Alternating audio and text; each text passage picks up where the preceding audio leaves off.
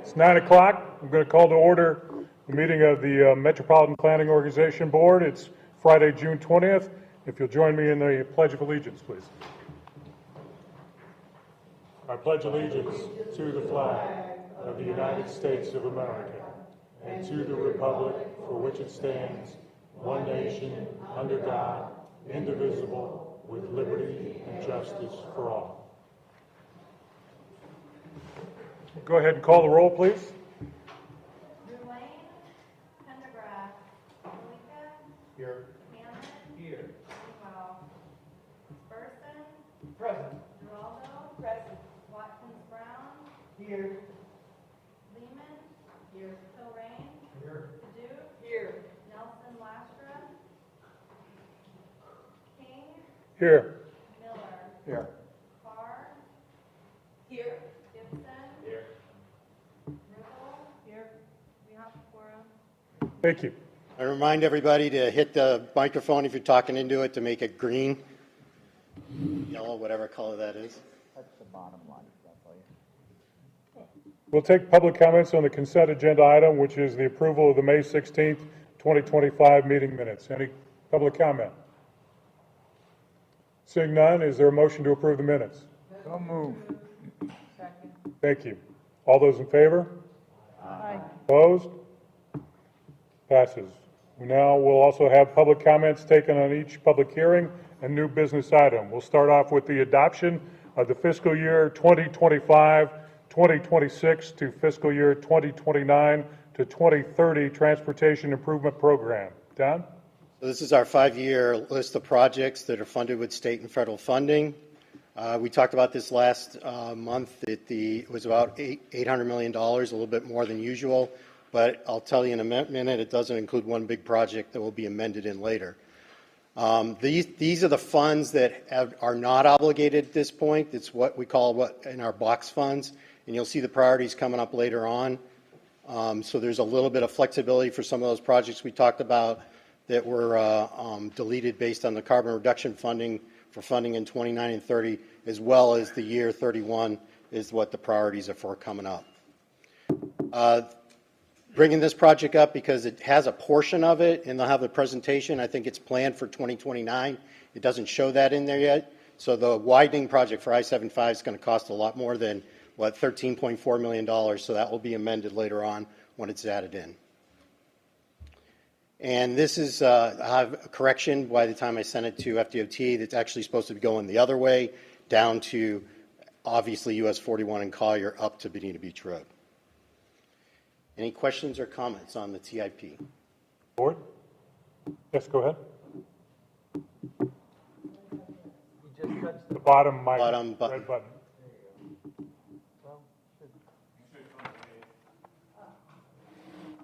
Okay, thank you.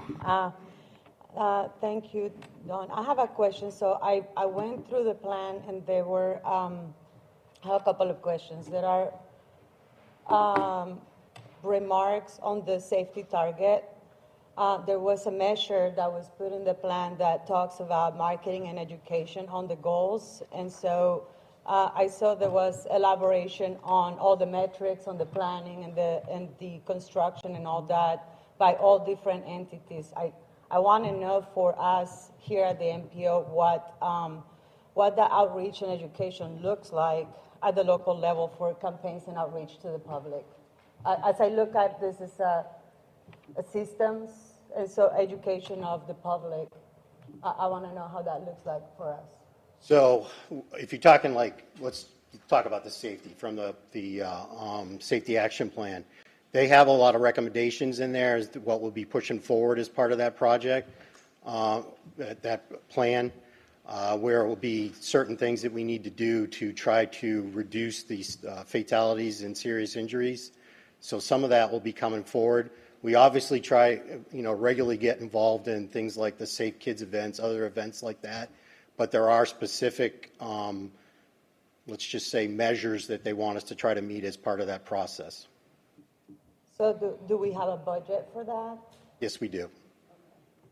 And do we have like a plan on education and outreach, or is kind of whoever wants to collaborate It has certain things in there to try to meet. It's probably not as defined as you would like it to be, and that will be something we need to do as part of that process. And so if there is a budget, do our municipal entities can collaborate with the MPO to set some outreach and education to the public? Yes, and it's a little bit tight for this next year, but we do have a lot of roll forward money that we'll need to address probably around October timeframe. And excuse me if it was there, but what is the number on the budget for that? I'm thinking off the top of my head, I think we had 30,000 in there before, but the year before, because of the long-range plan, a lot of that takes the money, but that will end the end of this year. So we have I think roll forward is around $800,000. So we have some money to be able to spend. Okay, thank you. And then my second question is, when I look at the list of the plans, there are some things that we're working on in the city of Fort Myers that it's kind of like an active plan of Edison Avenue and what happens to Midtown. And obviously, I don't see them referenced there. Do all the municipalities provide the MPO, all their, I guess, the GIS mapping data to be able to consolidate all the maps so we can look at all different modes of transportation? Or that, I know that a few years back there was a lack of municipalities providing the data. Do we still have that issue? Well, we still have some issues getting bike ped layers of certain municipalities, so anything you can do to help, that'd be nice. So I don't know if that's a particular for this as part of the plan, but I think that all as elected officials, because I have struggled with this for many years, and I've been involved in the MPO before I got elected to office. So the challenge is like the MPO houses is planning our transportation plan. If our municipalities fail to provide, for example, the bike ped master plan and the layers of GIS, which is the mapping mechanism that we use to analyze the plans, we're gonna they're gonna, not to the fault of the MPO, but they're gonna fall short on being able to look at a plan comprehensively, how we integrate connectivity with each other. And if you look at I think it's another item on the agenda that talks about like community wants to have more connectivity, wants to have more access to multi-use trails, more access to transit. And those are the only ways that we really can tackle the traffic. So I think that if we can make this a point that the MPO, with our support, can direct staff to provide the data on I don't know if it's a monthly or quarterly basis, it is a disservice to the work that we're trying to do, because I see plans that we're working on and they're not reflected there, and I'm just assuming that we're not providing the data. So I don't know if this is something that we can do as part of a motion for this board, and if the MPO can provide us a letter that we can pass to staff. So obviously, one of the things is when we did some of the master plans for we funded the ones, we got those, but then they're not up to, if it's 4 years old, then it's not up to date, things like that. Those are the issues. Were you wanting to make a motion, or? Approve. The federal, the TIP. TAP 2029/23. Okay, we haven't taken public comment yet. Is there any public comment on this agenda item? Seeing none, Laura, we'll go ahead and take your motion. Is there a second? Second. This requires a roll call vote. Bonita? Yes. Hammond? Yes. Merson? Yes. Geraldo? Yes. Watkins Brown? Yes. Seaman? Yes. Hilrain? Yes. Paduk? Yes. Nelson Lastra? Yes. King? Yes. Miller? Yes. Carr? Yes. Gibson? Yes. And Riggle? Yes. Unanimous. Thank you. We'll move on to review and approve the updated federal and state priority list. So I took last year's list and I put some notes to the side. You can see that unfortunately increased cost estimates is one of them. We did update, let's see, going down the list. 6 Mile and US 41, we increased the cost estimate there.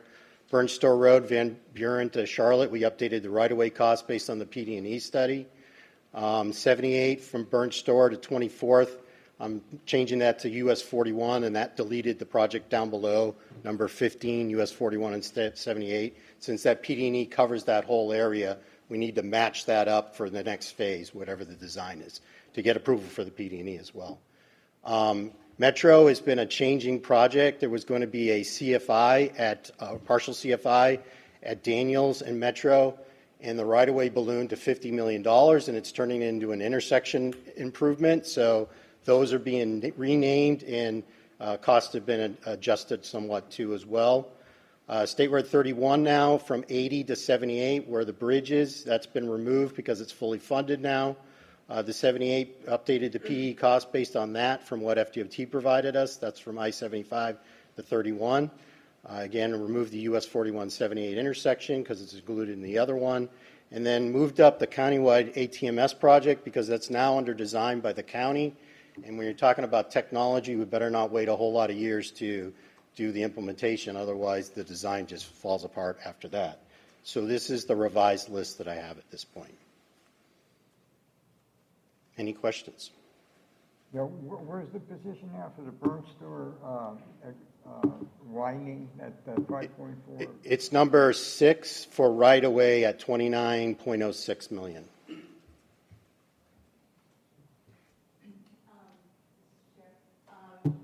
So do you switch around projects if they're construction ready and we don't have funding for something? Does that we just move ahead? Yeah, that can impact it. And I will tell you that FDOT doesn't 100% follow the order of it because it depends what's coming up next. You know, like if something has a grant money, for instance, we go after, that pushes a project up, things like that. Rachel? Just to confirm, these were the 2024 fiscal year priorities? So it's 2025, but it's actually for funding in 2031. Because we already have, what we just did was through 2030, so now it's 2031. Except I did show, you know, a few million in the earlier year, but. Thank you. Any other board questions? Seeing none, we'll open up to public comments on this agenda item. And seeing none, we'll go ahead and ask for a motion for approval. Motion to approve. Second. Thank you. This is also requires a roll call vote. Malika? Yes. Hammond? Yes. Burson? Yes. Geraldo? Yes. Watkins Brown? Yes. Lehman? Yes. Hilrain? Yes. Paduk? Yes. Nelson Lastra? Yes. King? Yes. Miller? Yes. Carr? Yes. Gibson? Yes. And Ribble? Yes. It's unanimous. Thank you. We'll move on to review and approve the multimodal box-funded priorities. Ron? All right, so these are the multimodal box fund priorities that is used to spend money on transit improvements, minor intersection improvements, and then also bike pad. At the very top, you have the Lee Trent bus replacement set aside for $1.5 million. That money would be programmed for fiscal year 2031. And there are a couple of projects that I would just like to point out. There is one on intersection improvement study at the intersection of Causeway Boulevard and Periwinkle Way. There's a City of Sanibel project. The one thing that I want to mention here is that the original list was smaller, but it became a lot longer because of the 5 projects that were removed from the work program and they were fully funded. And those projects are all these projects that you see at the bottom. There is a City of Fort Myers project, and then you have the remaining 4 projects from the City of Cape Coral. The other thing that I wanted to call out to your attention is the increase in the cost of these projects, but at the same time, I just wanted to mention that these costs were from a long time ago. Some of these project costs were from 2014, and some of them were from 2022. And when ABDOT actually funds this project, they fund that based on the present day cost, instead of inflating those numbers up to year of expenditure. So the cost that you see out here, for example, let's say Andalusia Boulevard, the cost, this one doesn't actually show the cost up there. Let's say that particular project that you see, $710,975, that's the present day cost for 2025. So let's say, like that project is funded in 2029, 30, is going to be even costlier because that would be inflated to year of expenditure dollars.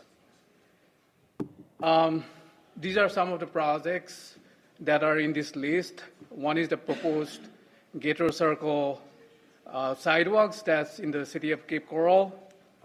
There's Averill. Sidewalks are proposed on both sides. This is one of the projects that actually fell out from the work program. And this is another project, the city of Fort Myers project, bike lanes on Winkler from Colonial to 6 Mile Cypress. That's also one of the projects that was actually fully funded. Now is basically dropped out, and so it has to be included in the priority list. This is a project in San Carlos between Summerlin to Linda Loma Drive, and the project calls for a 8-foot sidewalk on the east side. So that's the east side looking north. The project also includes upgrades to the existing bus shelter, as well as the concrete pad. You have another project on San Carlos, and there's a sidewalk proposed between Cali Road to Gulf Point Square. Basically, all these yellow that you see out here are the sidewalk gaps, and that's where the project goes in. APDOT has mentioned that there may be a requirement for an additional right-of-way phase. And then this is a project on State Road 82 on the north side between Michigan Link and Ortage. And we are asking for construction dollars. The design is actually already funded. There used to be another project on the south side. There's an existing sidewalk on the south side which gets flooded every year during the summer. And I think the city of Fort Myers staff would be working with developers to get them to actually build an elevated and wider sidewalk on that side. The last one here is the lowest priority for us. Is the US 41 remaining sidewalk on North Fort Myers on the west side. It's actually northeast this way. And so there's the church out here, and that's the only gap out there in the North Fort Myers. Other portions of North Fort Myers along 41, either sidewalks are already existing or they're already funded program and ready to be constructed. But this one out here, we don't have anybody living here, and we are considering that maybe like when developers come online, they would be required to actually build a sidewalk on that side. So that's all I have. Any questions from the board? It says that the funds can only be used for bicycles, but we're going to do that?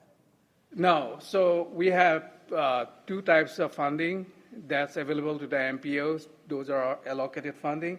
One is called the ASU funding that can be used for everything including bike pad, intersection improvements, transit. But a TA, based on the statutes, federal statutes, you can only use that for bike pad. Thank you. I motion to approve. Oh, I'm sorry. Any other questions? Any public comment on this agenda item? Okay, Laura, let's go ahead and take your motion now. Thank you. This also requires a roll call vote. Bonita, Yes.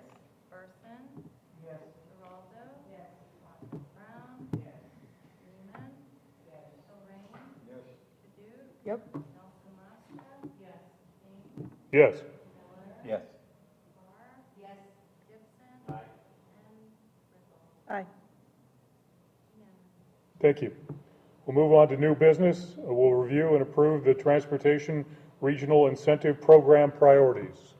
So this is state funds that we try to get for different projects. Been kind of successful in the past, like Burnstow Road. This was what was actually approved by Collier at their MPO board last week. The project they pulled off was a Randall design, which was in 28, I think it was before. So I've pulled that off and added that, essentially changed it for that. So that's the one difference in there from what you have in your package. Any questions? Any public comment? Do we have a motion to approve? To approve. Thank you. All those in favor? Opposed? Thank you very much. Moving on, update on the Cape Coral Bridge and Cape Coral Parkway projects. So this was brought up last month to have presentation. We have staff from both Lee County and Cape Coral, and I think I put Rob first.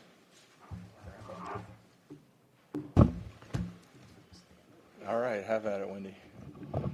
Good morning, board members. I'm Rob Price, Director of Transportation for Lee County. Last month, Councilwoman Nelson Lastra requested a presentation on the progress of the Cape Bridge, so that's what we're here for. So the county's undertaking, it's a 2.3 mile project to replace the outdated Cape Coral Bridge. The plan was to replace the existing 4-lane structure with a 6-lane facility, including multimodal accommodations. And as we started the PD&E and design process, we quickly realized that while providing a 6-lane bridge would be great, it wouldn't have as much meaning if we didn't also address the congestion at the intersections of Del Prado and at McGregor on the Fort Myers side. So these critical intersections we incorporated into the scope of the project. A little bit more about the Del Prado intersection. I'll start there. This actual slide has a video embedded, so hopefully that'll play. I'll hit it in just a second, but this shows what we're going to be proposed to do at the Del Prado Cape Coral Parkway intersection. And I'm just going to hit play on this video, and hopefully we can... Currently, the intersection of Cape Coral Parkway and Del Prado Boulevard experiences heavy congestion and delays in the peak traffic hours. The southbound roadway eastbound left turn currently provides 3 left turn lanes that quickly merge into 2 through lanes heading eastbound. The westbound roadway provides a left turn, a right turn, and 2 through lanes heading through the intersection. The northbound roadway provides a left turn, 2 through lanes, and a right turn lane that quickly merges into the center through lane. The current eastbound roadway provides a left turn, 2 through lanes, and a right turn lane. The proposed improvements include modifying the existing intersection to accommodate the proposed 6-lane Cape Coral Parkway. Improvements include 3 dedicated southbound to eastbound left turn lanes with 3 through lanes. The westbound roadway will have 3 through lanes. The northbound to eastbound traffic will have a dedicated receiving lane for the right turn lane, eliminating the need to merge. The eastbound traffic is carried through the intersection with eastbound lanes. All right, so you can see, I think the biggest bang for our buck here is additional through lanes in the east-west direction through the intersection. Also, the ability for us to have the 3rd receiving lane on the eastern side of the intersection means that we don't have to have a shared through left in the outside left turn, and we don't have that merge as soon as you get onto Cape Coral Parkway. So having those 3 left turns is going to really help with the southbound congestion and the AM peak hour conditions. So, and then I think what Wendy's going to speak to is the Cape is also working on a project to eliminate on-street parking on Cape Coral Parkway west of here, so that we can carry those 3 receiving lanes westbound to help with the PM peak hour rush. Currently, the intersection of Cape Coral Parkway and... Played it again. All right. So the next slide here, in order to fit the 6-lane cross-section on Cape Coral Parkway between the bridge and Del Prado, we have to eliminate that center 2-way left turn lane that's out there. FDOT's been going through in a lot of areas in District 1 especially and doing safety improvements because those two-way left turn lanes can be a safety hazard. So we're improving safety and we're putting in a 3 to 4 foot traffic separator, but that will prohibit any movement across Cape Coral Parkway from vehicles, and sometimes you get a stray pedestrian that tries to cross in the mid-block area. This will require the separator, and because of that, we looked at the pedestrian connectivity of the facility. We're adding shared use paths to the bridge, 8 to 10 foot shared use paths, and we wanted to have some way for pedestrians to cross Cape Coral Parkway in advance, not just at the river or at the Del Prado intersection. So we are incorporating a pedestrian overpass that you can see depicted here. And this is going to do a couple things. It's going to help give us better connectivity for our pedestrians and cyclists. And it's also going to give the city a great entry feature coming into Cape Coral. We've been coordinating with the city manager's team on the look and the design. The city's going to approve what we ultimately build there. You can see we've incorporated their newer sail and mangrove themes that are part of some of the city's logos. And there's some logos for the city that are on those vertical posts. Another thing that I think this brings to the project is a dramatic enhancement to the Bernice Braden Park. These pathways are going to connect to pathways that will be on the park that will also connect to the shared use paths on the bridge. So we really think that we're going to be sprucing up what the Bernice Braden Park is today. Here's another look of the pedestrian bridge and what it looks like from the road. So on the bridge and on the different areas of the road itself, we've got the 6 foot sidewalks on the Cape Parkway and the College Parkway side, which is the max we can accommodate in the design. We're showing 8 feet. There's going to be some 8 feet, but there'll be some areas where we have to go to 6 feet.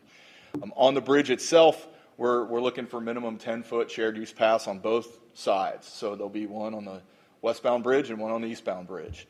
And those pathways are going to be connected, and we think it's going to be a tremendous improvement for connectivity for cyclists and pedestrians, similar to the 41 bridge where they just added the pathway here. I know the MPO was instrumental with the state in getting that funded. So one thing that's a kind of a cool feature that we're also looking at incorporating into the project that you see on a lot of newer bridges today are these scenic overlooks you can see on the top right.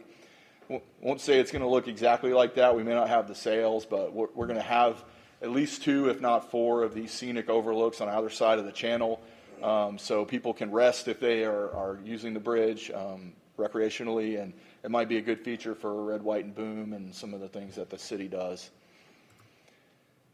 So we also have a slide here on the College Parkway side, on this intersection. We obviously knew we needed to address congestion at this location. The main congestion here is in the mornings. Eastbound, that right turn to get onto McGregor is extremely heavy. So we were considering how we could address that. The best way for us to address it is to actually widen McGregor, shift all the travel lanes to the east so that we can add an additional southbound receiving lane and have a free-flowing right-hand turn coming off of College Parkway, off of the Cape side. So that's proposed. That's going to require some right-of-way acquisition that we've been coordinating with FDOT on. McGregor is a state road, so that's required some additional coordination. Another feature here is we are eliminating the traffic signals that are at Calusa Yacht and Racket and Magnolia Point and the landings. The signals there are great for connectivity for those communities, but if you've ever driven that northbound to westbound left to go to Cape Coral, you turn left out of dual lefts and you immediately have to merge into one lane, so it just causes things to spill back into the McGregor intersection. By eliminating those signals and requiring those movements to be right turns and then U-turns under the bridge, we will be able to carry 2 lanes all the way to Cape Coral when you make that left. So we're really going to improve congestion, and the detriment of maybe 30 to 40 seconds for the people coming out of Calusa Yacht and Racket and Magnolia Point. So we find for the greater good of the traveling public and the thousands and thousands of vehicles that are going to Cape Coral and back every day, it's going to really be good. So I'm going to just play this video. Currently, traffic leaving the Calusa Yacht and Racket Club Drive entrance exits through a signalized intersection. Eastbound traffic heads eastbound on a two-way portion of frontage road and crosses under the existing bridge to the intersection at College Parkway and McGregor Boulevard. The intersection at College Parkway and McGregor Boulevard fails because the dual northbound to westbound left turn lanes quickly merge into one westbound through lane immediately after the intersection, causing congestion. The eastbound to southbound right turn lane onto McGregor Boulevard has a right turn yield that causes delays through the intersection. The proposed traffic pattern eliminates the traffic signal at the entrance to Calusa Yacht and Racket Club Drive and eliminates the two-lane two-way portion of the frontage road. This allows for the two dual northbound to westbound left turn lanes to extend unobstructed from McGregor Boulevard to the bridge. Improvements along McGregor Boulevard include a southbound receiving lane for the free-flow right turn lane from the eastbound College Parkway frontage road. This new lane moves more traffic through the intersection and converts the frontage road to a two-lane one-way roadway, alleviating congestion on the College Parkway frontage road. Currently, traffic leaving the Calusa Yacht and Racket Club Drive All right, so final slide that I had was just to show the schedule. I do want to admit there's a typo here in the final plans. That's actually our 90% plans we're expecting in January of 2026. Bottom line is the project is nearing completion of our PD&E phase. We expect to have location and design concept acceptance in July of this year. We've already finished 60% design plans, and those have been reviewed by the various agencies, and we're starting to work towards 90%. Those 90% plans we expect to have ready to go to be reviewed in January of 2026. Then we'll have final plans expected in the fall of 26, along with right-of-way acquisition. It's already starting to pick up. Once you hit 60%, you can start right-of-way. So we've been coordinating with FDOT on the right-of-way needs on McGregor, and we've been coordinating with the city. There's some right-of-way stuff that we're working out on Cape Coral Parkway as well. And so those things are all starting to work their way through the process. That'll take us about 2 years, 24 months to complete, and we expect to be under construction by early 2028. The project is expected to take 5 years to build. We're hoping we can build it faster, but there are some extenuating circumstances with regards to some environmental conditions in the channel. Environmental permitting is something that may restrict certain times of the year that we can actually drive piles. So the good news is we have a lot of work on land that we can do during those times when we can't be working in the water. So we're doing extensive evaluations with various contractors to look at the build year and the timing to try to help shorten and tighten up the construction time. But everyone's biggest question is, well, you're going to close the bridge, when we're constructing. No, we're not going to close the bridge. Our plan is to maintain 4 lanes of traffic through the construction. We'll build one of the new bridges, make the connections. That bridge will be wide enough for us to carry all 4 lanes of the existing traffic on the new bridge while we demo the others and build the other bridge. So the plan would be to kind of build one of the structures and shift traffic over while we demo and build the other structure. So with that, I am done, and I think Wendy's going to talk about some of the Cape side, and then we'll take questions. All righty, Wendy Williams, Principal Engineer for the City of Cape Coral. And I don't have any videos and with great arrows like Rob. I thought those were great. We need to step up our game. I know. So, and I've got a few more slides that are a little more detailed, so I'll go through them kind of quickly, and then at the end. But so Cape Coral Parkway project is a 6-laning project out of an area that was previously 4-laned. In general, this presentation talks about the project, the progress where we're at right now. what we did about the parking, traffic signal retiming that's planned, and just where the level of service is at right now and where it's going to be. So that's the extent of our project. It's a little bit of a mixed bag. It's the main part is the 6 laning, which is in red there. That's where there's currently enough room for 6 lanes, 3 on each side with where the curbs are. So without doing a whole curb and gutter, we'll put in the 6 lanes. It is going to take out some parking places, which I'll show you in the next slide. But that's the biggest part that will have the most impact visually, definitely, and traffic-wise. The blue just shows that we are also retiming all the signals in that corridor, all the way to Chiquita, which is where the last signal is on Cape Coral Parkway. And there's actually 2 signals up on Del Prado that are part of this system. So, but that's the project limits. And kind of where we're at right now, so we are going to be adding a few signs and redo the park pavement marking, so that's been analyzed.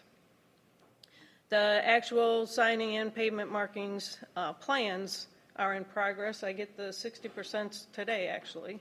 The retiming, it says, the consultant is in progress, but they're a lot farther than 60% on the retiming. They've pretty much done all their analysis on that, just kind of tweaking it already. And the parking design, that's been analyzed and determined where people can park, so that's complete. The areas in green there, and that is Cape Coral Parkway right there that you're seeing, those are the only areas allowed for parking right now. The only ones striped for parking. So that is, those will be removed. So we wanted to know, as I'm sure the businesses and any residents that go there to those businesses want to know, where am I going to park? Am I going to be able to find a parking place, period, if you take away 60 parking places?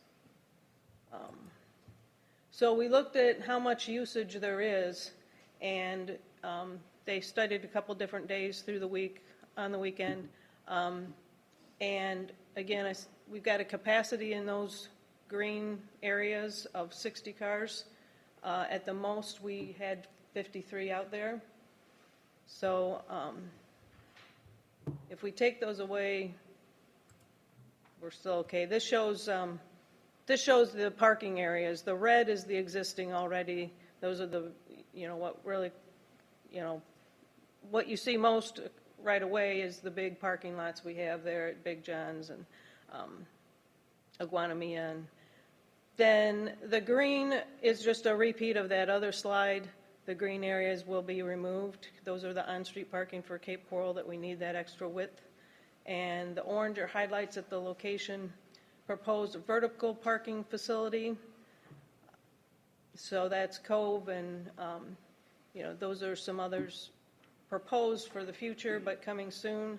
And areas in yellow, same thing, future parking lots, on ground.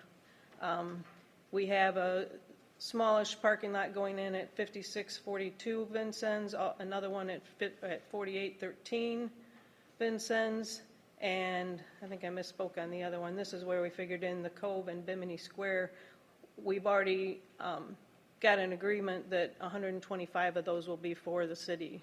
So there's going to be plenty parking around. Of course, it's not right in front of the businesses that some people are probably used to parking, and I'll show that in the next slide. But this is just, we don't need to go through all the numbers, but this is just to kind of show there already have been parking studies in the South Cape. And, all the numbers are pretty much what we expected. We do have the capacity, even if we push those 60 that we have right now on Cape Coral Parkway out a little bit. And I thought I had another slide in here. Oh. So this slide just shows by intersection, and you'll see it on the next one in the next slide in summary. But when they go in and do the timing, they've got the way, like it says at the top, they've got the way sync program that they're using. This is a consultant that's doing this for us, Caltran, who's also working with the consultant for the bridge. So they're already cooperating and make sure, you know, everything fits together at Del Prado, obviously. But Caltran used WaveSync and Synchro. Synchro mostly just determines level of service, but WaveSync is the one you want, you know, when you're driving down the road and you got a green light and you're hoping the next one's still green and the next one's still green and the next one's still green. You know, you want to optimize that as much as you can. And so they've run that program on this, and that's what this slide is talking about. If they adjust the offset of one green to the next at these different intersections, it'll increase the speed that the traffic flows through. And this is just a printout from that WaveSync showing, you know, if it wasn't optimized, it wouldn't be a nice pattern there. I won't go into all the colors and all, but again, they've optimized it, and they gained 77 seconds on the eastbound and 61 seconds on the westbound. And what they've also proposed, and we agree, that they'll do these, because of the synchro analysis, some minor approaches along the segment could benefit from an overlap hardwired right turn. We don't have our signals in that setup right now. So by allowing that right turn to get in there while the opposing left turns are going, you know, they're looking for any way, because it's still going to be busy down there on Cape Coral Parkway. I mean, we can't make it perfect, but they're looking for every way they can get a little bit out of this.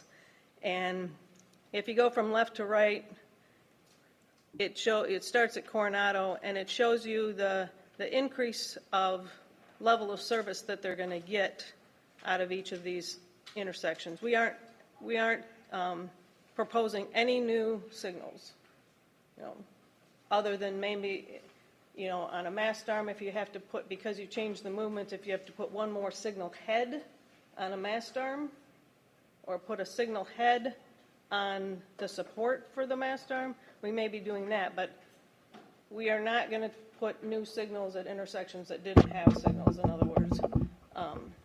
So this is keeping with the same signals at the same locations, and you don't want red. So that Del Prado intersection, it shows it still doesn't make it much better as you look from left to right, whereas some of these others, you got rid of a little bit of the red and yellow. But it's still a high capacity road, or high flow road. And this shows that the volume over the capacity is presently on the 4-lane road pretty much maxed out. That's that 99.8%. I mean, it's maxed out. And going to the 6th lane, we're still filling up that road with cars, but the volume over capacity drops a little bit, and you're at 80%, basically. And those were in numbers and percents, and this is in time. With the AM peak on the 4-lane going to a 6 lane, you get 4.5 minutes in the morning eastbound savings with the new design.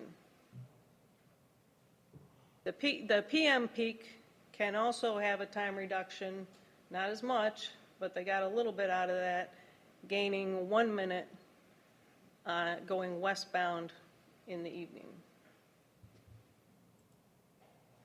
So, key findings. After removing the on-street parking, the maximum accumulated parking demand along Cape Coral Park will have available parking spaces in the surrounding area within walking distance. The walkability assessment analyzed walking distances and times from parking locations to various businesses, concluding the longest walk required is under 10 minutes.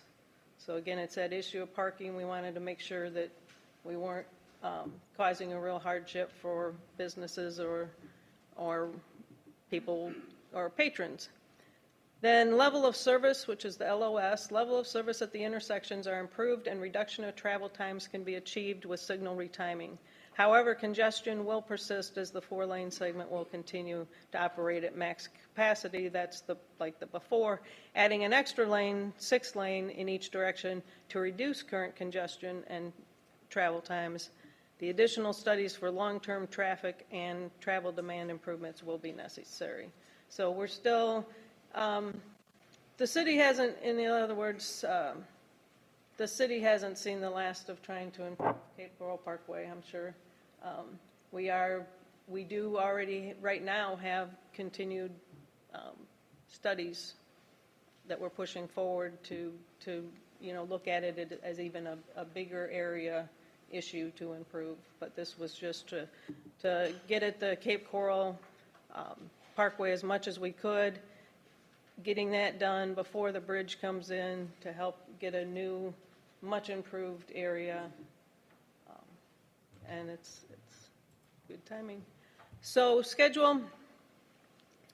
So we did have some delays because we found we had to go farther west, even though there were 6 lanes west of Coronado, to be able to funnel everything in correctly and not have to take a whole bunch of right-of-way, which we were afraid would delay the project quite a bit. We had to have them look at that, the consultant look at that a little bit, and it's delayed us some, but we expect the design to be complete this summer and construction complete in the spring. So. Questions?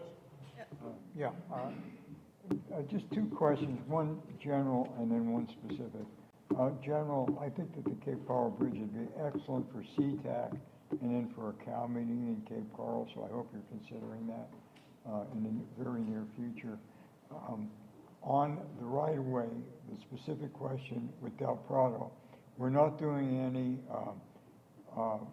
acquisition of property on that. We're going to take the center lane and put in the center strip and then take all of the required area out of that previous center turn lane. Is that correct? You're talking about Del Prado? I'm talking about the bridge, the approach to Del Prado coming off the bridge. You're talking about on Cape Parkway. Yeah, to eliminate the merge from traveling toward northbound on Del Prado, that merge that is very quick there. There's some minimal right-of-way acquisition that we are looking at, but the bulk of the additional land that's needed is incorporated in the elimination of that center turn lane. Have you made any contact with the business owners on that yet? We have not. The way the process lays out, we can't really have any fruitful communications from a condemnation perspective or a negotiation of right-of-way until we have that LDCA approval from FDOT.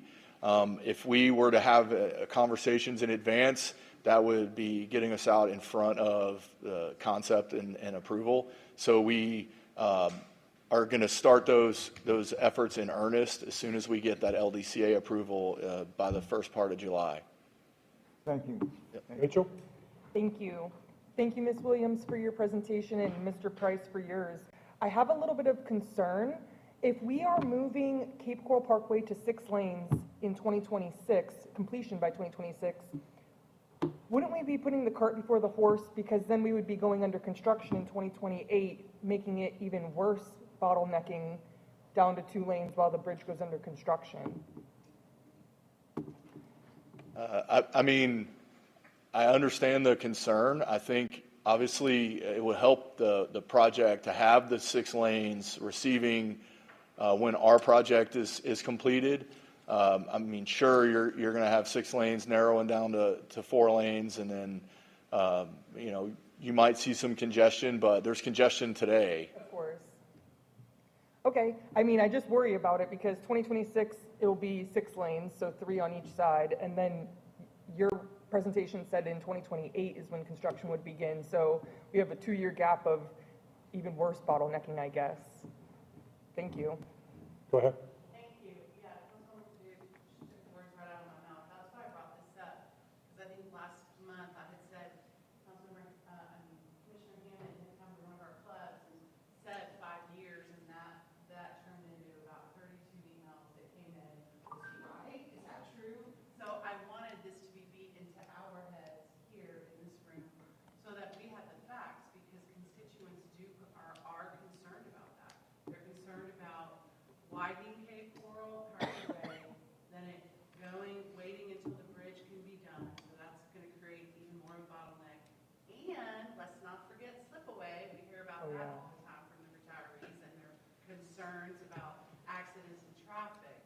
So, for me, and I think for us here in Coral, these are very important things that we need to express because constituents are very concerned about it.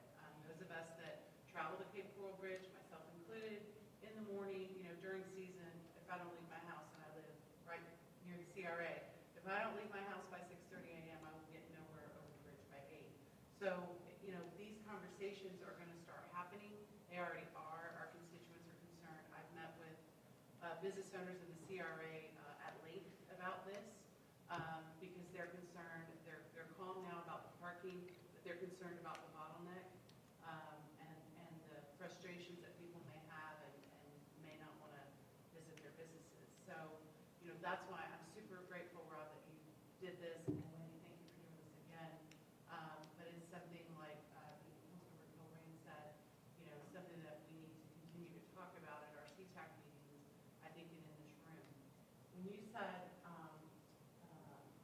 Don, when you said the funding wouldn't be approved till 2031, but we will start in 2028, and you said potentially 2 years, 2-year construction time? For the Cape Bridge? Oh, I said 5 years. 5 years. Maybe 4 if we were lucky. It'll be 5 years. I mean, it's beautiful, and it will be beautiful, and I know that we have a huge opportunity with this. So I just want, the county to know, and I want our CTAC group to know that whatever we need to do to communicate out, anything you can give us, before, once the planning design is done, that you can give to CTAC that we can communicate out to constituents would be incredibly helpful. Because that bottleneck is a big concern, and in July, when Slipway opens, I guarantee you, we're going to get a lot of fan mail. Thank you. May I follow up real quick? Sure, Commissioner. So, Wendy and Rob, again, great presentation, and this is an exciting project. For a lot of us who've been in Cape Coral our whole lives, even we remember when it was just 2 lanes when I was a kid, and then we got the new bridge that was built in the 90s, and then now we're going to get this exciting new 6-lane bridge. But it's a good question about, did you all run any modeling on, do we gain anything in the short term by going to the 6-lane Cape Coral Parkway? Or is there any modeling to show? Because I know really it's not necessarily the bridge that's the choke point. There are no stoplights on the bridge. There are no businesses to pull off into on the bridge. It's kind of a straight pipe. But it seems like the intersections on either side of the bridge have always been the choke points. Are we gaining anything by doing these earlier improvements to 6-lane? Yeah, I mean, that's what you saw. All those numbers were, they did modeling, first of all. They did not model all the way through the bridge. Okay. So these were savings just by increasing this, retiming the signals from Del Prado back to Chiquita and the 6 lanes instead of 4 lanes. So, there's going to be times, like you said, it's going to be a bottleneck. We'll get them through faster, and then they'll hit everything at Del Prado and the bridge. But there'll be other times that when the bridge isn't so busy before construction, that you're going to get up there and you're going to keep going, and overall you will save time. Could you pull that slide back up real quick? Because I wanted to ask a follow-up question about that. So if I understand it right, it sounds like you'll actually get, if you're heading from Cape Coral over the bridge, then what is that, westbound? I'm all eastbound, right.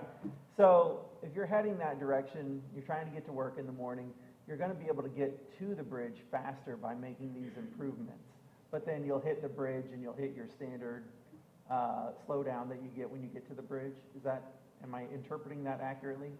Yeah, I'd say that's a pretty good interpretation. I mean, this is the time period between the two that you're talking, and it's not going to be ideal. I mean, what would be ideal if we could just snap our fingers and have both done at once, right? And it'd just be, much, much better. But yeah, it is going to push the bottleneck to the east, up to, a lot of it's bottlenecking down at Coronado? Coronado, thank you. Yeah, I was going to say. Because that's where it goes from 6 to 4. Yeah. So now if we open it up and make it all 6, it is going to move the bottleneck down to, Del Prado Bridge area, but not throughout the whole day, and not once the bridge is built, then we'll be in good shape. But So, as a driver, my personal experience has been, I hit that bottleneck at Coronado and I get disappointed because I'm like, oh crap, I'm stuck in traffic. And then you flow a little bit and then you get to Del Prado and then you're like, oh crap again. So if we're improving at least one of the bottlenecks before we get to construction, maybe to the driver it will feel like at least some sort of an improvement in the interim. I mean, what's your thought? You guys obviously are the elected folks from Cape Coral. I think that anything's going to help, Commissioner, and of course, our collaboration partnership is going to be key, communication is going to be key, and, I agree with you, this is beautiful. I mean, I didn't get to Cape Coral until 2008, so, having to see the entranceway and doing what you all did, 41 Ridge with the walking is fantastic. It addresses so many things that the younger generation is coming into our city wants, right? The walking paths, the multimodal transportation.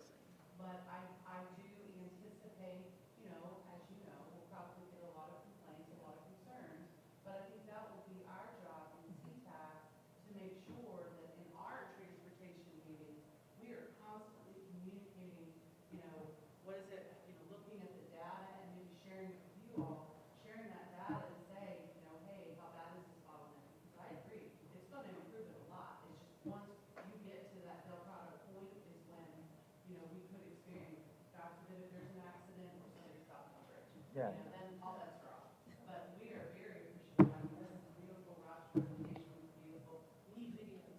But I love it, and thank you. And you sparked this at one of our club meetings, and I'm like, oh no, let me do some digging on this, because I know we presented on it before, but I'm just grateful that you all did that again, so we can really appreciate it. Commissioner, if I could jump in real quick, I will say, to some extent, we're going to need to start adjusting our expectations when it comes to peak hour travel conditions.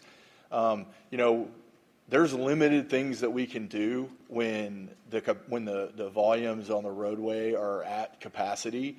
We've got technology in all of our signals to try to help improve the efficiency of the roadway network. But if an improvement like the Cape is proposing to eliminate that on-street parking can really help between the hours of 9 to 3 in the afternoon and at night and after the peak hour, it's something to really consider. You can really be helping the traffic conditions throughout the rest of the day, and that might encourage your retirees who really don't have the need to be on the road from 7 to 9 or from 4 to 6 to choose other times to actually go out on the roads. So I mean, peak hour congestion is going to be a fact of life right now until we get some of these improvements implemented. And so if we can do stuff to help improve the traffic conditions outside of those peak hours, then maybe we can get some encouragement to those drivers that don't really need to be on the road heading into work and going home from work. And if I can just step in for a second, on these signal retimings, I haven't been involved in them previously, but I believe the consultant, there's always, they tweak them. So when it first opens it with 6 laning and we've got the traffic signals timed like we want, if you see something that's crazy and not working, they're going to go in and change that, because they can model all they want, right? But then reality sometimes throws you a little bit of a curveball. So, I mean, don't immediately think, oh, we screwed up. It takes a little bit at the beginning when we get it going to really optimize it completely. Commissioner Walker? Thank you. The more we talk, the more questions I seem to get. This is a big, exciting project, so thank you for that, and thanks for the video, by the way. If I understand correctly on this last slide, at the end of 5 years and $500 million, we're going to save an average of 5 minutes a day for the average commuter? No, this is simply focused on the Cape, eliminating the on-street parking and going to 6 lanes on Cape Parkway from Del Prado to Coronado. Just that stretch from Coronado. So this is a Chiquita to Del Prado. That slide is not the whole, that's not the end of the new Correct. bridge. Okay, I was a little bit concerned that was the projected finish line for the master plan. How much time do you think then the master plan, the finished product? I mean, we've modeled that, but I didn't prepare that kind of information for this presentation. It's going to be significant. really, we could make the bridges 10 lanes if we didn't fix the congestion choke points at McGregor and at Del Prado. We wouldn't see the amount of improvement that we expect to see when this project is completed. So by having that free-flowing right-hand turn lane, it's going to be tremendous in the mornings for the folks coming out of Cape Coral into South Fort Myers. Having the additional through lanes through the intersection at Del Prado, along with the improvements that we're making for the Del Prado approaches and the additional receiving lanes eastbound, it's going to make a marked improvement in congestion. Obviously, you're going to have incidents at times that are going to cause problems. That's a fact of life. But from a standpoint of peak hour travel, I mean, I would expect we would see additional time and reductions, probably similar to what the Cape is seeing here. So you might shave 10 minutes off. I mean, for anyone who drives Colonial, you know, everyone was complaining mid-construction when FDOT was open the diverging diamond interchange there, and they still had 2 lanes in each direction closed. You drive that stretch of road now, it is unbelievable the amount of time that you save driving from east to west or west to east on the interstate. I used to see traffic backed up all the way to McGregor Baptist Church in the PM peak hour, and now there is no queued up traffic. So, I mean, these improvements, while they are costly and they are time consuming to design and to construct, they're really having some meaningful impacts to travel conditions. I'm very excited about this project. I mean, no question. I was here when the new bridge was put in and then the midpoint bridge, you know, but those were all so impactful, right? So I wanted to make sure this was going to get the same bang, but thanks for clarifying the title of that slide. My next question was regarding these signalized intersections at Calusa Yacht Club, as an example. Is there anything we can do interim to expedite not having those signals or changing how those signals exist? There's not an ability for us to eliminate those signals today because we don't have the location for the folks to make the U-turn and head back. If we did that, we would be forcing everyone from Calusa Yacht and Racket that wants to go to Fort Myers to go into Cape Coral, pay the toll, and come back. So our ability to get a U-turn movement underneath the bridge so that those folks will make a right, make the U-turn, and they can head out to Fort Myers. And our analysis shows it adds 30 to 40 seconds to their travel time. And currently they're pulling up, sitting at a red light, waiting for a green anyway. So they would basically be able to come out and almost with very limited amount of weight, be able to make that right, go down and make the U-turn and come back. And I don't think it showed it in the slides, but I mean, that's the same thing that happens at, well, a similar thing happens on the Cape Coral side with the new design, is you've got a U-turn under the bridge before you cross, you know, you don't have to go over. If you want to go to somewhere on the, you know, east of Del Prado, but on the south side of Cape Coral Parkway, before you hit the bridge, but you don't want to go over the bridge. You got the whole design is a big U-turn under the bridge. Hopefully some of those people are going to walk. Take the pretty pedestrian bridge. Any other board questions or comments? Laura? The overlooks are lovely. Are you going to fish off of them? We hadn't really made that determination yet. It really will depend on where they're at, how high they are. You know, fishing on bridges is kind of like the old Florida way of doing things, but most of your new bridges, they prohibit fishing. We haven't really made that kind of decision yet. It'll be one of those deals where the purpose of those sidewalks and shared use paths is going to be for pedestrian and cyclist connectivity, and where angling impacts the ability to cycle and walk on the bridge, we'll have to make decisions and have restrictions. Yep. Any other board questions? Any public comment on this agenda item? Seeing none, thank you for your time and your presentation.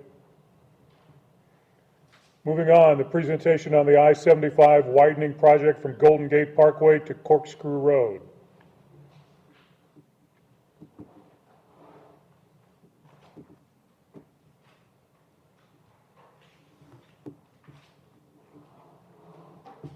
Good morning, everyone. My name is Sean Sweats. I am with AIM Engineering and Surveying. I'm serving as the consultant project manager to FDOT for the I-75 improvement project in Collier and Lee counties.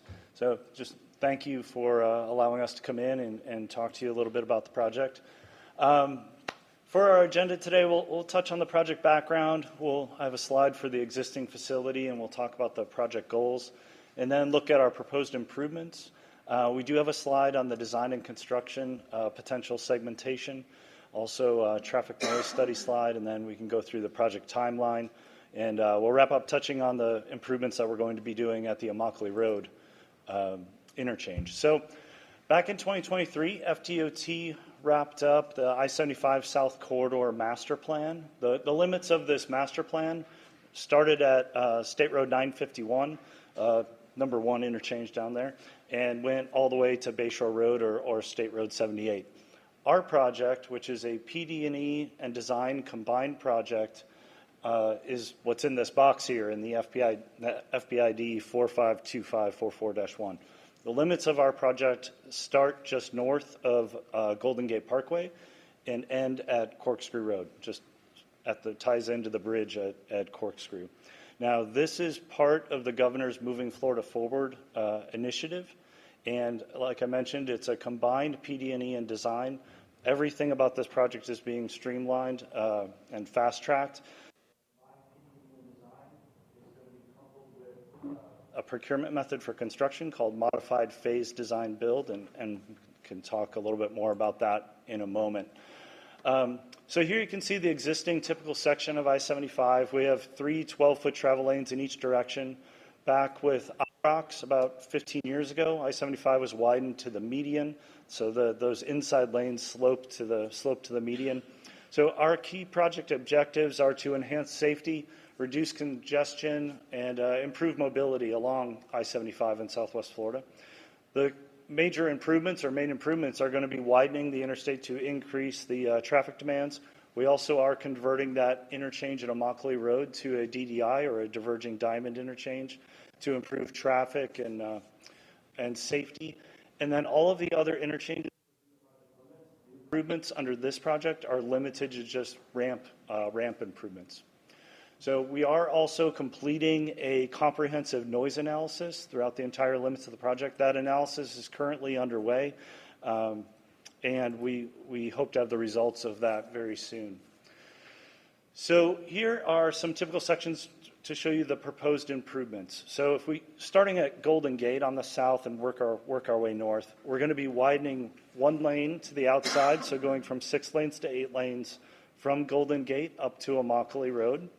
And then from Immokalee Road to the north, we are going to have 1 travel lane added in each direction along with 1 auxiliary lane.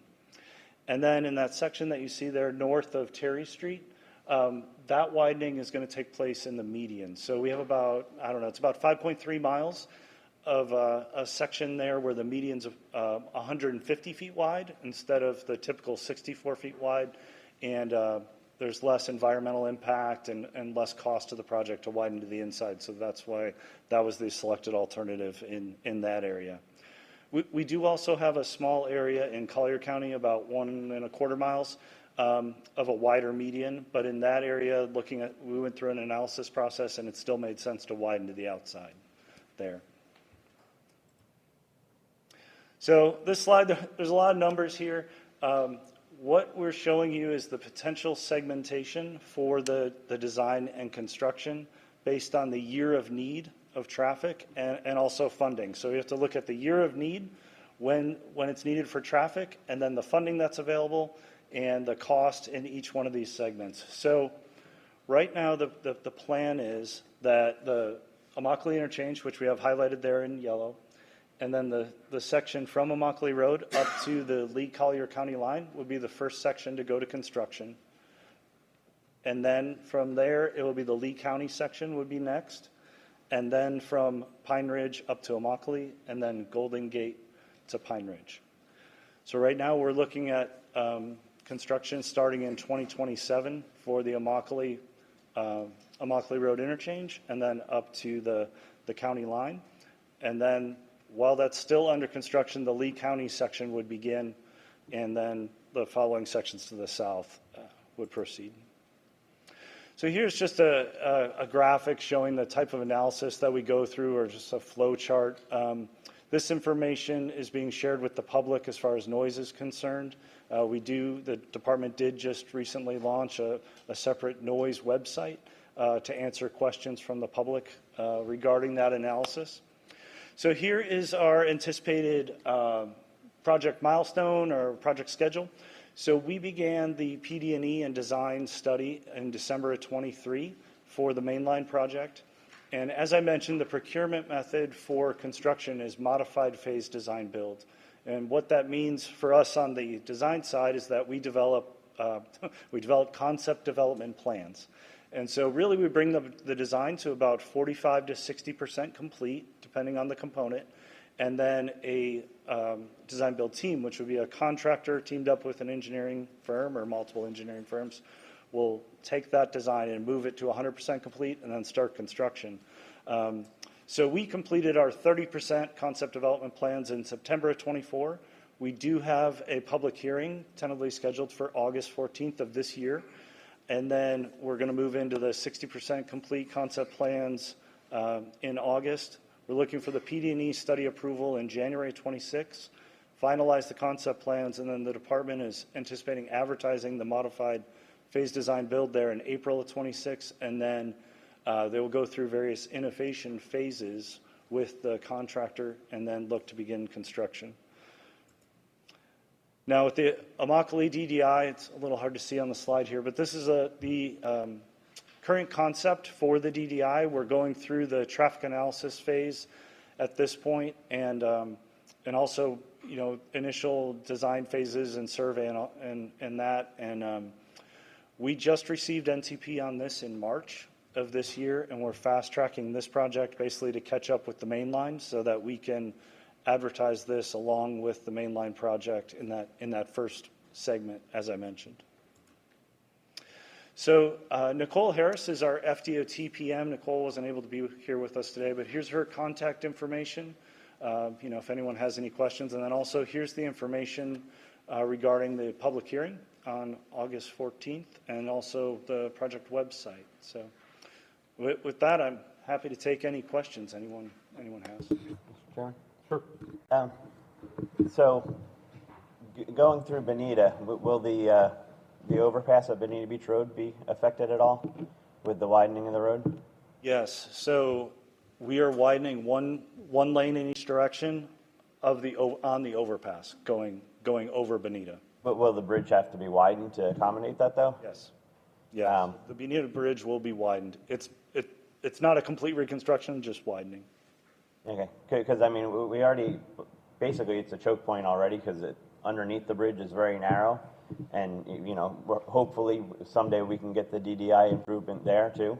So I was just wondering if, having to redo part of that bridge anyway, would it make more sense to try to make it wider underneath now to prepare for the future? To lengthen the bridge, you're saying? Correct, yes. Well, and the improvements down below, the timing of that's going to be out in the future. I understand what you're saying, but depending on the nature of a DDI, if it ends up being a DDI, you actually can need less lanes under the bridge. So, and that's outside the scope of our project, so I don't want to misspeak, but that might not be a problem in the future. Okay, because I think that project is kind of way out there, but it's kind of needed now, so I was hoping we could maybe try to fast track part of that at least. But, okay, thank you. Laura? Will the ramp also be dealt with that goes from the Bonita Beach Road onto 75? Yes. So There's a lot of accidents there, and it's careless driving, but... Understood. So we're all of the traffic analysis is currently in review through that segment. So all the ramp improvements are going to be, we're going to accommodate the future traffic needs there. So, Great. Yep. Great presentation. Any other board questions? Any public comment on this agenda item? Thank you. Thank you. Move on to the kickoff presentation for the Lee and Collier MPO consolidation study.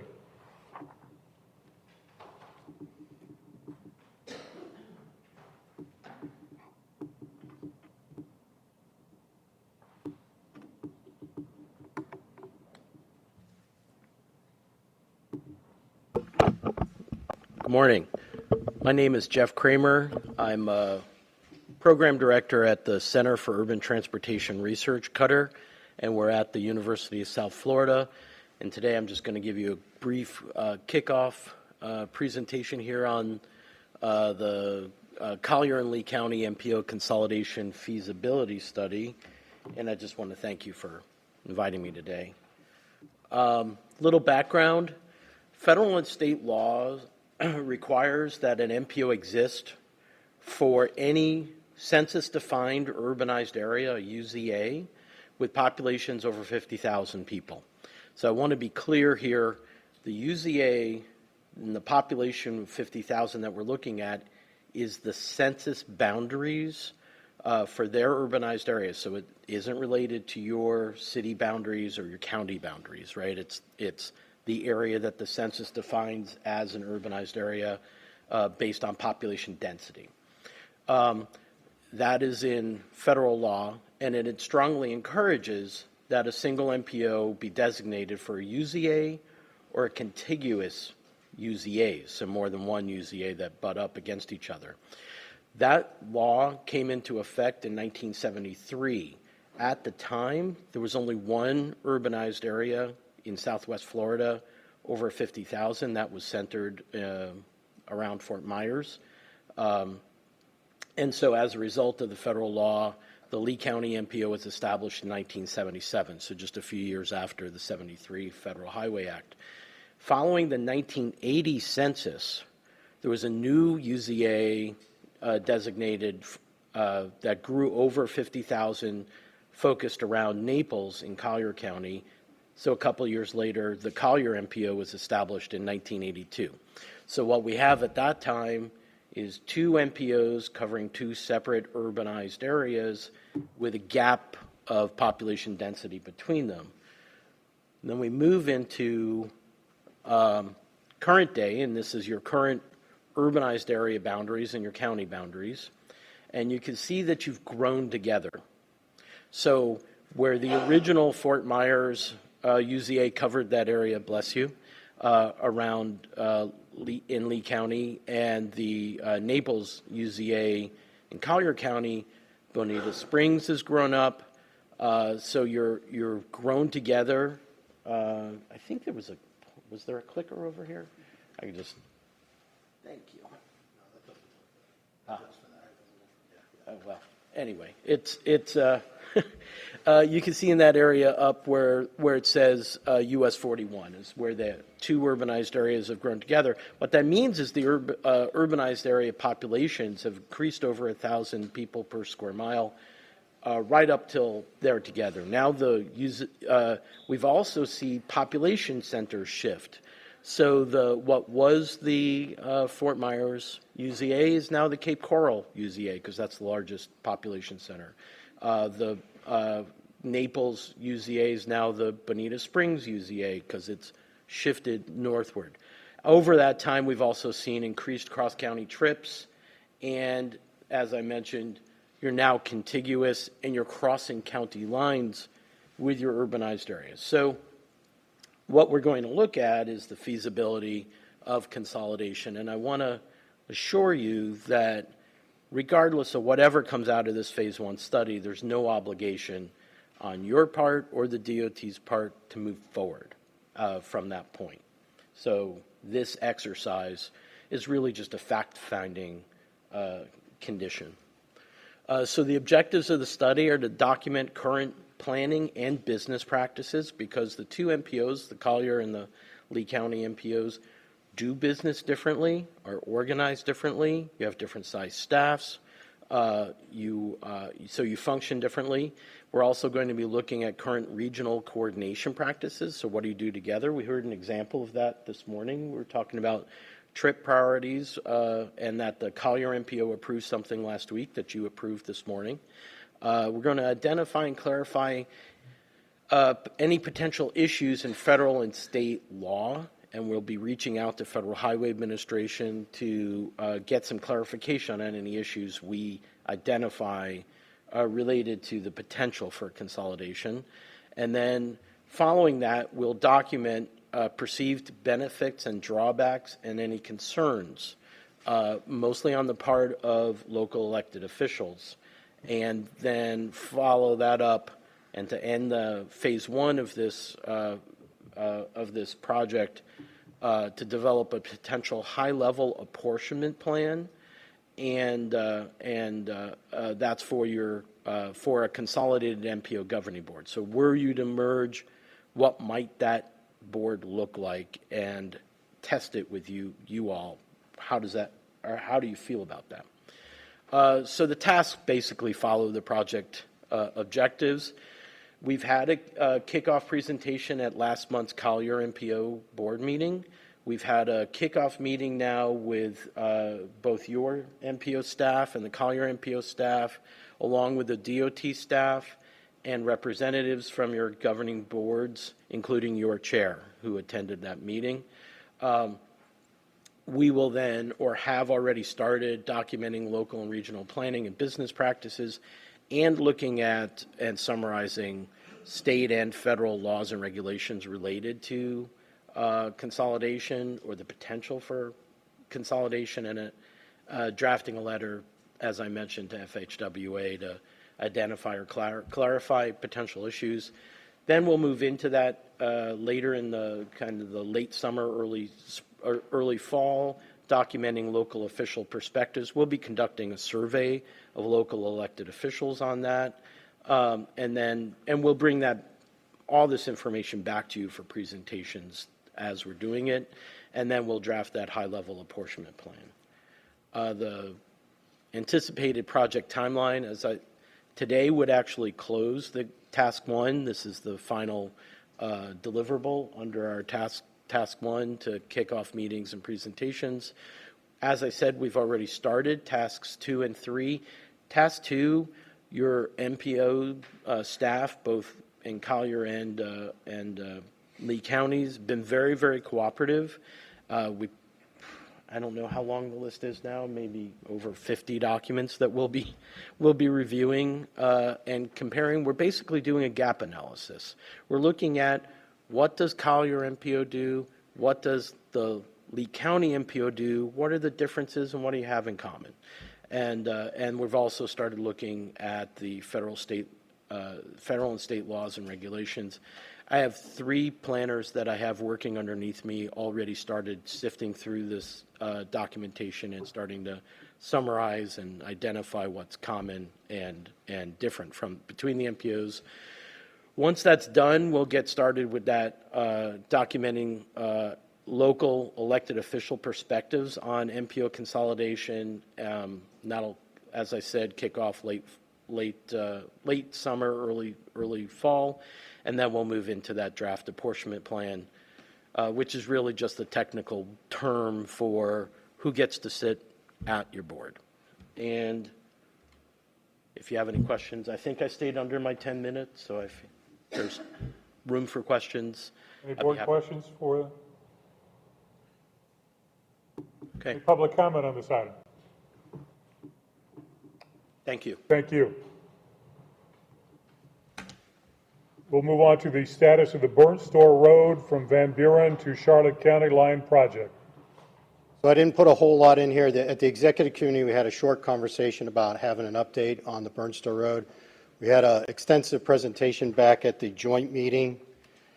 Obviously, it's the portion that's 2-lane be widened to 4-lane that can later be widened to the median to 6 lanes.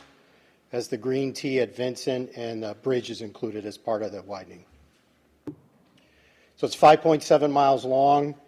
The PD is nearing final documentation for submittal. I was talking to Stephen the other day. He said later this summer they'll be submitting it for location design concept approval. The design phase is already underway and is Plant completion is December of this year for 60%. Now, the right-of-way and construction phases are unfunded, but I was talking to Rob, and he said they are working on getting the right-of-way funded. Had some discussion, I guess, the other day at the board as part of that process. The right-of-way cost, this is FDOT's cost estimate. I know there's some people from the Burnt Store Coalition said, oh, the money's different between the county side of it and the state. Well, the county's portion is an inflated cost as well, so it's not going to be the same, but it is a little bit higher using recent bid prices, things like that. So the right-of-way is 29.06, the construction 133.9, and then construction engineering inspection at 13.4. Obviously, that construction's a lot of money to take a bite out of, so that's one of the issues moving forward, and I know that's some of the conversations that they are having, trying to go after, bringing up funding sources and other things like that to try to address the construction.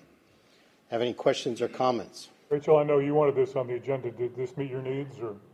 Yeah, and I believe we probably might have some public input on this today. So I just wanted to go over the construction costs, where we're at, and what the holdup is. Thank you. Any other board comments? I may have some after hearing the public comment. Sure. Public comments on this agenda item, please. Yes, thank you.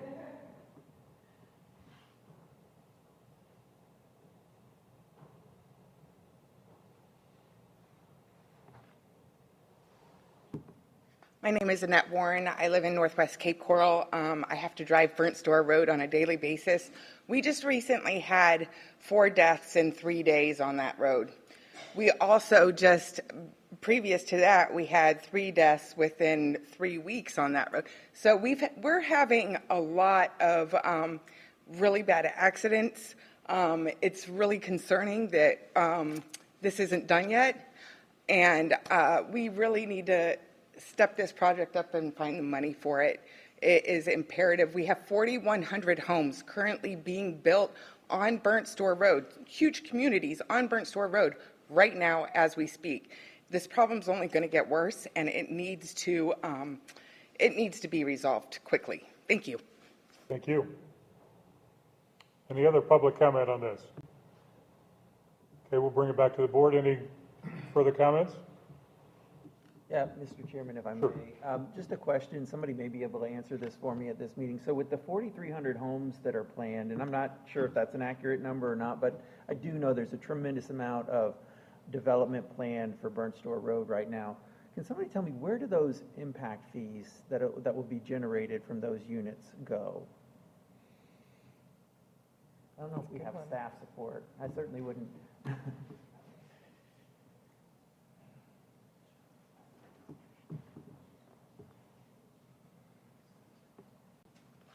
Good morning, Rob Price with Lee County DOT. Those in the city of Cape Coral will go to the city of Cape Coral.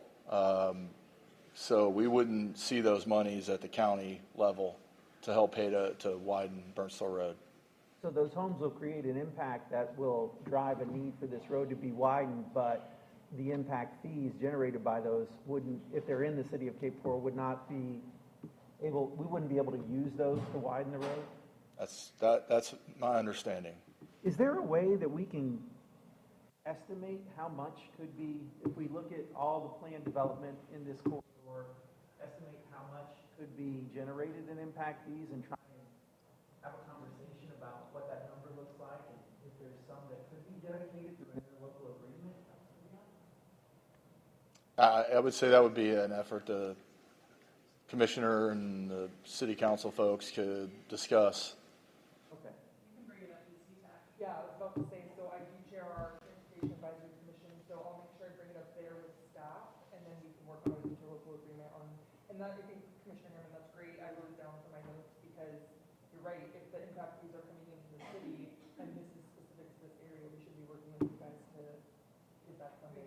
I think that'll help a lot. You know, when you look at the $287 million that the county uses as the cost estimate, that's a cost estimate if we were to build this in 7 years. And just like the public, just like you guys, I don't want to wait 7 years. I'd like to build it tomorrow. You know? So I believe that dot cost estimate that we're looking at here, which I think totals to close to 180 million, is more in line with if we were to be able to get under construction, within the next year or so. And so we've got, Rob, you're here, you can help me out with this too. We've got a $180 million problem to solve if we wanted to get under construction soon, is that right? That's correct. Okay, so we got to look at what revenue sources can we put together to come up with 180 million bucks. If we know we've got development planned and potential revenue coming in the future, I know there's something called a design build finance idea where you could contract with the builder to build it and then they'll finance it and then you pay them back over time as you get the impact fees and the other revenue related to the area. I don't know if that's something we could look at for this. It's certainly something, Don, you would remember. That's how they widened I-75 years ago. Would you, Don, be able to, as our executive director, be able to give us, is this a project that would be suitable for a design build finance? Well, that's kind of what they're doing now. They're bringing it to the 60% design to make it ready to be able to do that, something like that. Okay. And then how does the financing part of that work? Because I'm not familiar with it. But. I don't know. There's different ways of doing it. I think the contractor did it with I-75, but there's also, what is the program that FDOT does too? That's with, where you can borrow money at a,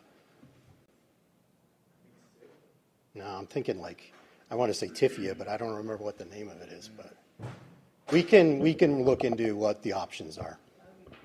Yeah, that's what I'm trying to think, is we'll have money coming in the future from this development that's planned that we can start to put towards it. I know Lee County's going to have some revenue sources in the future. Obviously, if we're planning to build it 7 years from now, we'll have revenue, Lord willing. 7 years from now, we'll be putting towards it. But I'm just trying to think of how could we buy it today and then pay for it over time in digestible chunks. It was the State Infrastructure Bank. I don't even know. I haven't heard for years. It's still around? Okay. Okay. State Infrastructure Bank? Okay. It's a loan. Yes, please.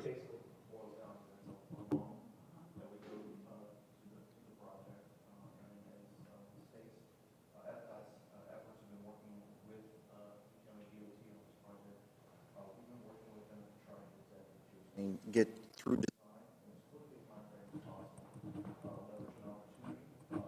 design as the county took over the project through construction. So we're trying to get the project up to 60% design and have a package prepared so that's potential, so that a design build process could be done on this, and the funding opportunities then would be something that the county would be working on through construction on this project.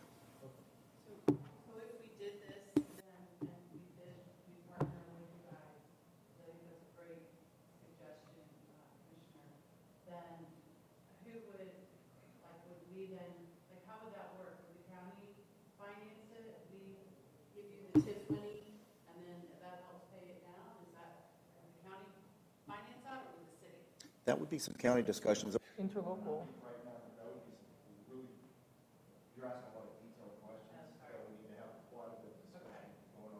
That would all have to get worked out through those conversations before we could start construction, for sure. We can start the conversations, right, Councilman?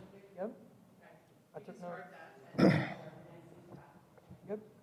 One follow-up question. How long would it take for you guys to put together a presentation on that so that we have some harder numbers to share back with our councils and commissions? Could you get it to us by the next MPO? Well, the next one's September, so maybe. Yeah. You got a little bit of leeway. We could put something. Yeah. Sure, I'm sure we could work on something jointly to put together. Okay. I would love to make a motion that we direct staff to put together a presentation for the next MPO meeting that would outline financing options, for this to expedite the construction of this segment of Ernst Store Road.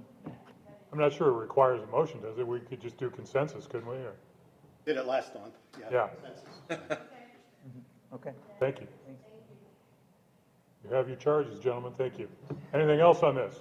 No, I just want to say I supported Commissioner Hammond in his motion and our strategic planning multiple times now on this project to move this forward. I used to live in Matlacha and commute to Punta Gorda in the 90s It was going to be 4 lanes anytime now, and it's only been 35 years. So I would like to see it finish, and whatever we can do to accelerate that, I fully support. So thank you. Thank you. Move on to the review of the LRTP roadway and transit needs plan projects. Don? This is our update as part of our process. Just remind everybody, adoption will be in December. We'll bring back a final needs plan in September, and then much of what's in the cost feasible plan as well, with approval of the cost feasible plan, at least the basis of it in October for advertisement, everybody's review for approval and final approval in December. So this is what we're working from. Just to remind everybody, we use 2019 existing numbers to be able to model, because 2020, we usually use the census year, but 2020 from a traffic standpoint was kind of screwy with the pandemic. So from a modeling standpoint, that's where we start, but obviously we're at about 840,000 right now in populations. We've already grown about, 80,000 populations since that time. Employment growth from 282 to 389. That's some of those things that we're dealing with as part of the process. So this is somewhat the basis of what the needs plan at this point. But I will tell you out of the gate, as you could see from talking about the last project, a lot of this will come off based on the funding, and I'll talk about the revenues in a minute. Let me point out, too, that the Pentagon-looking things are bridge reconstruction, bridge replacements that need to be done within this time frame as well. So transit needs, this last model run that we're doing with FUT, it's not the last one, the next to the last one, will actually have a lot of transit in it just to see what that might do as part of the process. But then the last one is the basis of the long range, is the cost feasible plan. We did bus rapid transit, express bus, ferry service, which it's coming out of some of your own plans right now, probably not as much as some of them I've seen. Local, where we improve frequency. There was a plan at one time to do an AV circulator in downtown Fort Myers. Haven't heard anything about that since. But obviously the microtransit is in Bonita and Lehigh right now, and always discussions come up in some of the jurisdictions about expansion as well.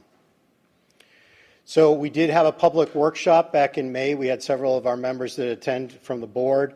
We've heard from both sides. Your projections are too aggressive, and they're also too low when considering seasonal visitors, which I say that means it's just right because you're in the middle of the two of them.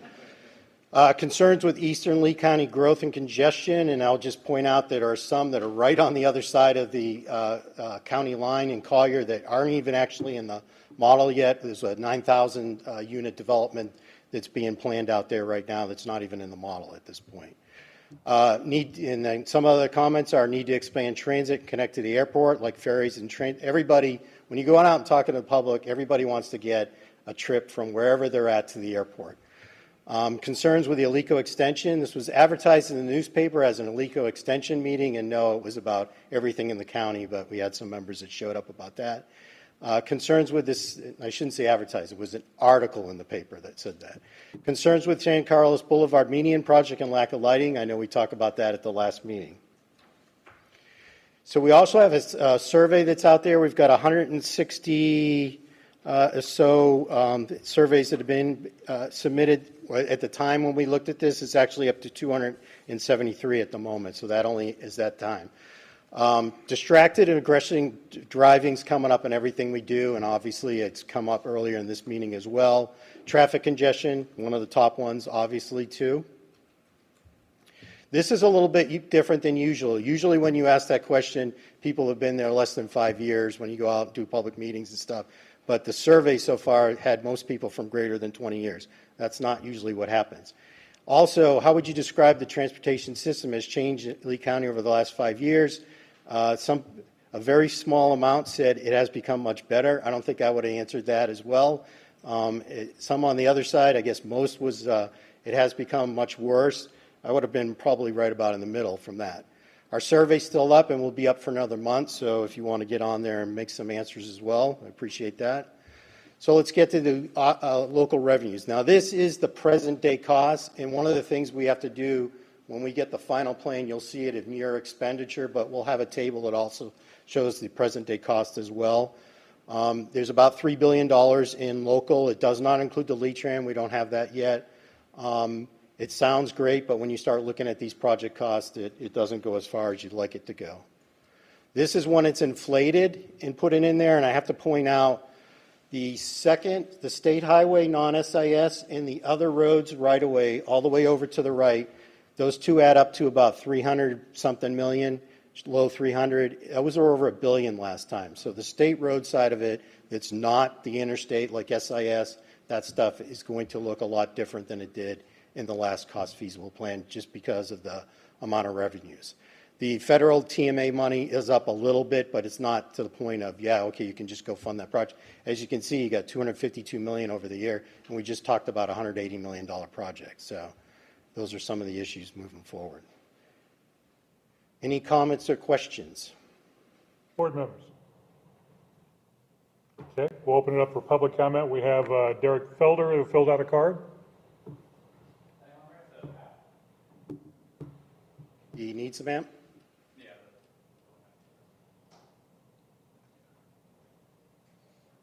Hi, Derek Felder for the record. I just wanted to comment on a few of the items on here. It's like it shows Buckingham Road being 4-laned and Joel Boulevard being 4-laned. As you all know, there's a Riviera High School on Buckingham. They're talking about adding a high school on Joel Boulevard. Both of those definitely need, to be 4-laned. But I think the main priority should definitely focus still on getting the Sunshine Extension. I know there was an appropriations request with the state for, I think, $5 million to do the study regarding that. Not sure how that's going, if we got it or not, through that budget process. But that would definitely be helpful to get that study done so that we can move forward with that new road. I mean, my understanding is opening a new road would alleviate all the traffic off, not all, but some of the traffic off of Buckingham and Joel, and put it to that Sunshine Extension to State Road 80. A lot of the traffic going up Sunshine right now cuts through Cemetery and makes its way through Buckingham and Orange River Boulevard. And anything to get the traffic off of that road and use that new Sunshine Extension Road and get that fast-tracked as much as possible would be helpful. And by fast-tracked, I mean we're still talking 10 years out. The last item that I wanted to mention was I've been asking and talking with Don about, right now, this plan is potentially looking at 20 years out. What are the needs for the 20-year plan? Lehigh is growing exponentially. Cape Coral is approaching its, I forget what it's at, 75% build out maybe. And what's the plan when our area, our county is at build out? If Cape Coral is at 75% and Lehigh is, I think, only at 40% right now. We're at, I think, some estimates are saying 180,000. And we're going to be over 300,000 people in Lehigh. What's the plan? It might be a 50-year plan, but what does that model potentially look like? A very high level, what's the potential needs for a build out of Southwest Florida? My understanding is that model may need board direction and approval for him to go about doing that. So I'd love to see you potentially discuss that and entertain that idea of what's the needs for build out, running that model. So thank you. Thank you. Any other public comment on this agenda item? Seeing none, we'll move on to other business. Are there any public comments on items not on the agenda?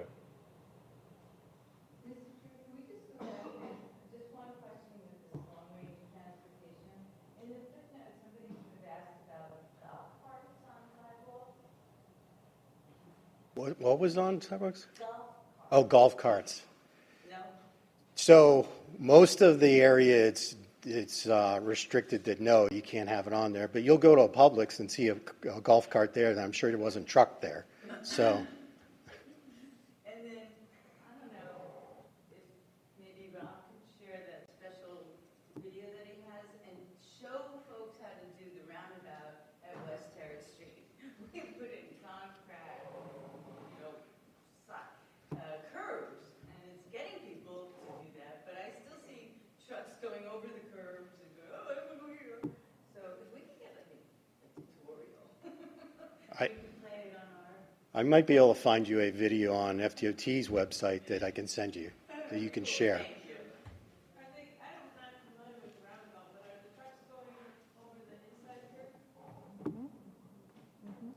No, they're, yeah, so separator. And the wrong lane to then continue down on, 1241, so they just hop over it. Because sometimes roundabouts are built with the inside area for trucks to run over on purpose, so you don't have to make them huge. No, this is somebody wanting some road. They call it Was truck in the wrong free. lane. Yeah, Instead of going around again. Okay, moving on, we'll have the Lee-Trans/TD report.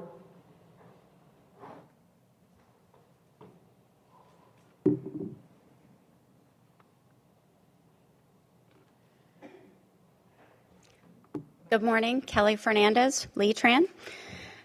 I have a brief update for you this morning for Lee-Tran activities and projects. Starting with our ridership, our fixed route ridership for this fiscal year is averaging just over 155,000 monthly riders, which is 2% of the prior year ridership. Our passport and paratransit services are averaging just under 550 passenger trips daily, which includes our transportation disadvantage trips. Our Mobility on Demand service transported 5,200 passengers monthly in both April and May. In addition, our fixed route 515, the Lehigh Circulator, served an additional 2,200 passengers. Our 2025 TDP continues on schedule for completion by the end of the year and delivery to FDOT. Short-term system improvements are under review. Mid- and long-term system improvements are also being evaluated. Stakeholder and public outreach are expected in July. And as Dawn mentioned, the LRTP survey, that will be utilized in conjunction with our consultant as we continue on the TDP process. The ADA bus stop improvement project continues, which includes the design, engineering, and construction of 136 bus stops. The design phase for the first 50 stops to include the engineer's cost estimate will be completed this month. And the cost estimate will be used in the CEI solicitation that will go out in July. Once the CEI firm is selected, construction will be advertised by the first of the year. Design for our electric bus project is currently in progress for charging infrastructure with anticipation of our bus delivery in fall of 2026. Our vendor ChargePoint has completed the fleet and energy route modeling and delivered 50% design plans. The advertisement for full design will go out in July, followed by construction and the installation of the equipment. New bus stops and pull-offs associated with FDOT's roadway improvements along State Road 865 on Fort Myers Beach are nearing completion. Delivery of those 2 new shelters is expected by the end of September for installation by mid-October. And Lee-Tran is excited to provide tram service for the Island Hopper Festival on Fort Myers Beach and for the first time on Captiva Island. This is a collaborative effort with the VCB to support our coastal communities. And that's all I have for you this morning, unless you have any questions. Yes, go ahead. Thank you. Did you say 155,000 passengers? Yes, on our fixed route service. On the fixed route service for the year? For the month, wow.